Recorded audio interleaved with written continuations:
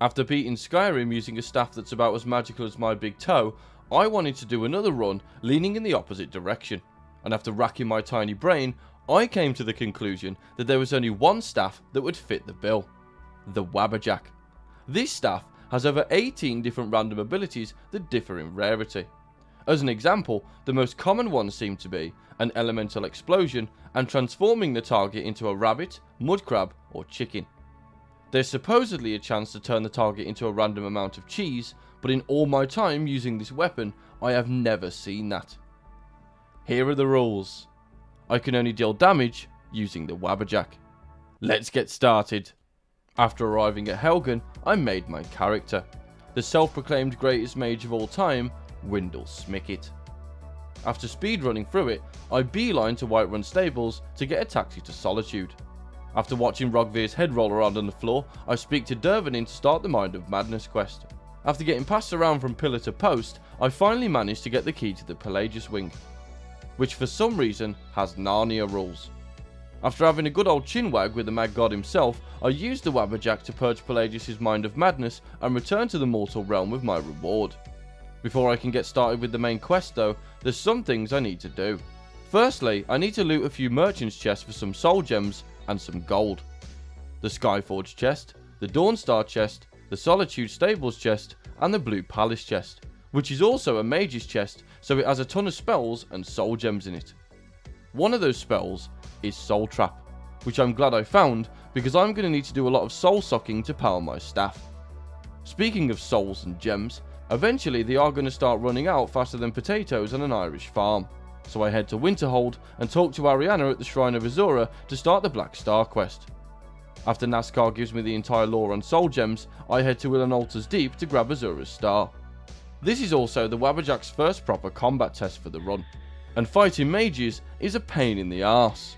Because the staff is randomised, even fighting normal enemies can take a while if Wabbajack decides to be uncooperative. But mages just use wards to block everything, which makes them the most annoying enemies in the run. After fighting my way through the emos and anorexics, I nab the star. Upon returning to Nascar, he sends me into it to give Malin the old one too. But this turned out to be harder than I expected, because Malin and his Dromora gang just block all of my attacks. In fact, I died a couple of times before I finally managed to blow his balls off. Now there's only one more thing I need to do. The Black Star is useful, don't get me wrong, but there's only one of them. For now. I grab Fendel from Riverwood and use him to duplicate the star to get 9 of them. The Black Stars are only a temporary solution. Later in the run, I'm going to break the game entirely, so I won't need to recharge the staff at all. But we'll cross that bridge when we come to it. Now it's time to make a start on the main quest. So I make my way to Bleak Falls Barrow. The enemies were no match for the Wabbajack, so I ended up flying through this dank dungeon fairly quickly, taking the souls of the denizens as I go. After turning Arvel into a bunch of coins, I fight through the Smackheads, which was even easier than the bandits. Even the Crackhead King fell before the Wabbajack in seconds. I pick up the Flintstones iPad and deliver it to Farengar. Then Jarl Bumfluff sends me to the Eastern Watchtower to take care of the dragon. I was unsure what the Wabbajack would do to the flying frog, but as it turns out, it can only cause elemental explosions on dragons. And for some reason, any elemental resistance an NPC has is completely ignored by the staff. So he died insanely quickly.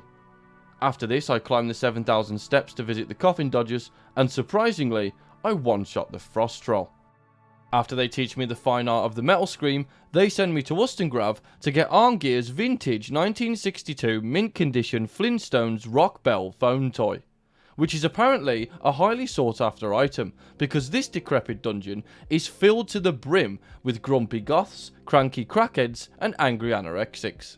After pushing through them though, I find out that someone has stolen the vintage 1962 mint condition Flintstones Rock Bell phone toy, so I'm off to Riverwood to confront the thieving little shit. When I get there, I'm immediately sent back out again to kill another dragon, which turned out to be another pushover. After this, I give Malborn my stuff and head to the Thalmor Embassy to do some snooping. When I arrive, I quickly realise that I didn't give Malborn any of my black stars, so I'm going to have to be really conservative with my casting. Luckily though, I picked up the muffle spell from the mage's chest in the Blue Palace. After grabbing a dossier on Esbern's DUI incidents, I half-inch the trapdoor key and immediately head to Riften to save the old codger from his agoraphobic routine. I clear the ratway of its vermin infestation with no issues, then after dragging Esbern from his man cave, I drop him off at Delphine's. After this I head to Embershard Mine to fill up the old soul tanks. Finding a nest of ne'er-do-wells to fill up on the secret source of humanity has been a regular occurrence in this run. But the power fancy kind of loses its edge if you keep having to go and fill up your reservoir. So after we head to Carspire to critique some wall art, I decided to break the game entirely. So we head to Markarth to do a quest for Hamal so I can get her to give me some enchanting training, which involves rescuing this girl from a bunch of dirty Forsworn. After bringing her back to the Manson family, I train my enchanting up to 70, then grab the Ring of Pure Mixtures from Bronzewater Cave, and get my alchemy up to 40 by scamming Arcadia. After duplicating some potion ingredients, I'm finally ready to tear Tamriel's universal laws to shreds. If you haven't figured it out by now, I'm doing the Resto Loop glitch, which involves making some enchanted alchemy armor and going through the long-winded process of making a restoration potion, drinking it, then removing my armor and putting it on again immediately after. Rinse and repeat until...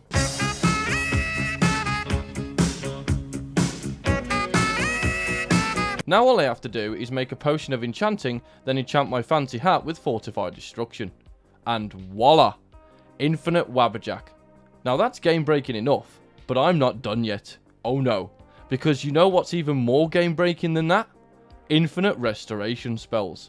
So after buying myself some classy new garments at the Radiant Raiment, I test my newfound power against a blood dragon, and oh boy, it's overpowered as hell. Then I buy myself a reindeer and return to Dragon's Reach to enchant my new duds with Fortify Restoration. Now that I'm way too overpowered, it's time to get the Elder Scroll. After getting the shape keys from Septimus Prime, I leave him to guard the Allspark. Having infinite Wabbajack might mean that my enemies die faster, but it also means that I may have become a little cocky. Now that I've been humbled, I murder all the smelly former and turn the Dwarven Centurion into a sweet roll.